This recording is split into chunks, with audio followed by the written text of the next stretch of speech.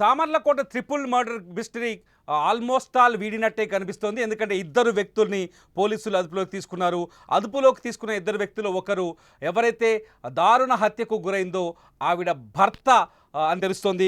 అట్లాగే అంటే సొంత అంటే ఎవరైతే ప్రసాద్ ఉన్నాడో ఆ ప్రసాద్నే అదుపులోకి తీసుకున్నట్టుగా మనకు సమాచారం అందుతుంది. ప్రసాద్తో పాటు మరొక వ్యక్తిని కూడా అదుపులోకి తీసుకొని విచారిస్తున్నట్టుగా సమాచారం అందుతుంది. దారుణ హత్యకు నిన్న మాధురి అనే మహిళ, ఆమె ఇద్దరు పిల్లలు ప్రిన్సీ అండ్ నిస్సి అండ్ ఇద్దరు పిల్లల్ని అత్యంత దారుణంగా గుర్తు తెలియని వ్యక్తులు చంపేశారు. రాత్రి ఇంట్లోకి చొరబడిన దుండగులు వీళ్ళిద్దరిని తలపైన ఇనుపరాడుతో బాది, ఆ తర్వాత ముగ్గురిని అంటే తల్లి మాధురితో పాటు ఇద్దరు పిల్లల్ని కూడా తలపైన బాది అత్యంత దారుణంగా చంపేశారు. ఈ మూడు హత్యలకి వెనుక ఎవరున్నారనేది పెద్ద మిస్టరీగా మారింది. మొదట భర్త ప్రసాదే ఈ హత్య చేసుంటాడని కొంత భావించారు. ఈ నేపథ్యంలో పోలీసులు ఆయన్ని అదుపులోకి తీసుకొని విచారిస్తున్నట్టు తెలుస్తోంది. ప్రసాద్తో పాటు ఆమె భర్తతో పాటు మరో వ్యక్తిని కూడా అదుపులోకి తీసుకున్నట్టు తెలుస్తోంది. ఆ వ్యక్తికి వీళ్ళకి ఏమైనా వైరం ఉందా, లేకపోతే ఇంకేదైనా సంబంధం ఉందా అనే కోణంలో విచారణ జరుగుతుంది. పోలీసులు ఆల్మోస్ట్ ఆల్ 90% ఈ కేసుని ఛేదించినట్టుగా తెలుస్తుంది. ఈ కేసుకు సంబంధించిన పూర్తి వివరాల్ని మా కాకినాడ ప్రతినిధి అనుశ్రీని అడిగి తెలుసుకుందాం. అనుశ్రీ, అసలు ఈ కేసులో విచారణ ఎంతవరకు వచ్చింది? మాధురి హత్య కేసులో, మాధురి ఇద్దరు పిల్ల హత్య కేసులో అసలు ఏం జరుగుతుంది అనుశ్రీ?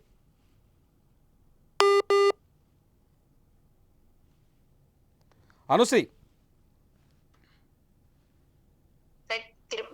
అనుశ్రీ మొదటి నుంచి కూడా భర్తే హంతకుడనే కోణంలో పోలీసులు దర్యాప్తు చేస్తూ వచ్చారు. ధనుప్రసాద్ రాత్రంతా కూడా డ్యూటీలో ఉన్నాడని సూపర్వైజర్ కూడా పోలీసులకు సమాచారం ఇవ్వడంతో అసలైన నేరస్తుడి కోసం వేటైతే ప్రారంభించారు. ఈ నేపథ్యంలోనే సురేష్ అనే ఒక అతన్ని అదుపులోకి తీసుకున్నట్లుగా కూడా తెలుస్తోంది. కాకినాడ జిల్లా సామర్లకోటలో ఈ ముగ్గురు మర్డర్ కేసు ఏదైతే ఉందో ఈ కేసులో కీలకంగా మారిన సురేష్ ని పాలకొల్లు ప్రాంతంలో పోలీసులు పట్టుకున్నట్లుగా కూడా చెబుతున్నారు.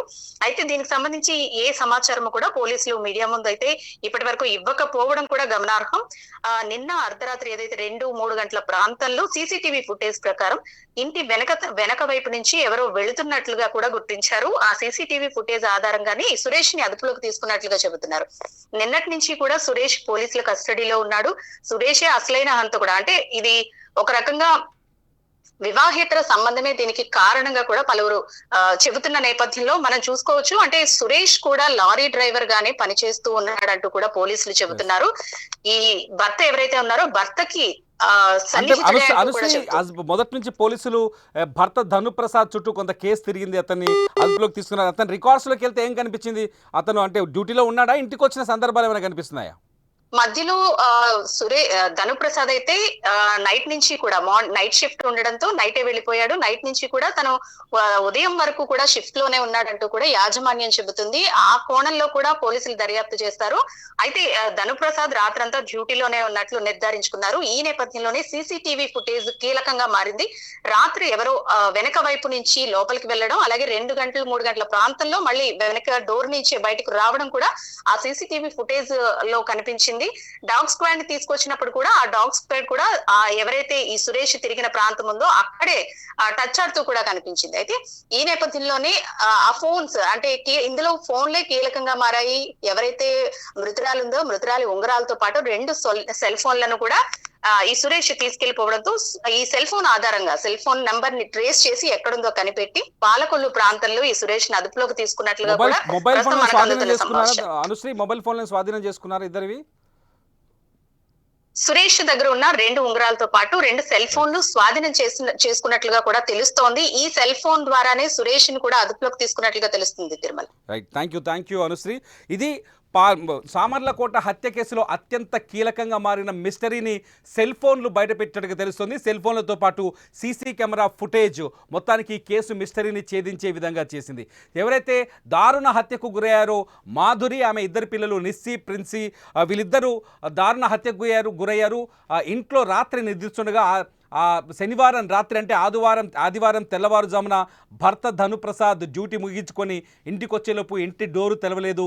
ఎంతకీ డోరు తెలియకపోవడం ఓపెన్ చేయకపోవడంతో గోడ దూకి అతను ఇంటి వెనక నుంచి వెళ్ళి చూస్తే ఇంటి వెనక డోరు తెరిచి ఉంది. ఆ లోపలికి వెళ్ళి చూస్తే తన భార్య మాధురితో పాటు తన ఇద్దరు కూతుళ్ళు రక్తపు మడుగులో కనిపించారు. వాళ్ళని చూసి బోరున విలిపిస్తూ ధనుప్రసాద్ ఏడుస్తున్న సీన్ కూడా మనం నిన్న నుంచి చూస్తున్నాం. అయితే మొదట ధనుప్రసాద్ ఇంట్లో లేకపోవడం, నైట్ అంతా నైట్ డ్యూటీలో ఉండటంతో మొదట ధనుప్రసాదే తన భార్య ఇద్దరు పిల్లల్ని చంపేసి ఉంటాడని కొంత అనుమానాలు వ్యక్తమయ్యాయి. అయితే అతని రికార్డులు, అతను ఉద్యోగం చేసే చోట, డ్రైవర్గా పనిచేసే చోట అతని రికార్డుల్ని పరిశీలిస్తే అతను పనిలోనే ఉన్నాడని, తెల్లవారుజాము వరకు పనిలోనే ఉన్నాడు, మధ్యలో బ్రేక్ కూడా తీసుకోలేదని తేలిపోయింది. దీంతో పోలీసులు ఏదైతే హత్యాస్థలానికి వచ్చి తరువుగా ఎంక్వైరీ చేస్తే ఎవరు మాధురికి సంబంధించిన 2 మొబైల్ ఫోన్లు, ఆమె చేతుకున్న 2 ఉంగరాలు కూడా కనిపించలేదు. ఆ ఫోన్ల సిగ్నల్ ఆధారంగా ఎంక్వైరీ చేస్తే పాలకొల్లు దగ్గర సురేష్ అనే వ్యక్తిని అదుపులోకి తీసుకున్నట్టుగా పోలీసులు అనధికారిక సమాచారం అందిస్తున్నారు. ఆ సురేష్ అనే వ్యక్తికి మాధురికి మధ్య వివాహేతర సంబంధం ఏమైనా ఉందా అనే కోణంలో కూడా ఈ విచారణ జరుగుతున్నట్టు తెలుస్తుంది.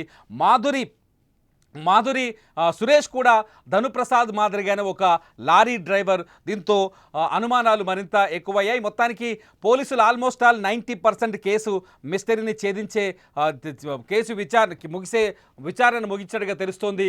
మిస్టరీ అతి కొద్ది సమయంలోనే ఈ మిస్టరీ పూర్తిగా వీడే అవకాశం కనిపిస్తుంది. మొత్తానికైతే హంతకుడైతే పోలీసుల అదుపులో ఉన్నాడు.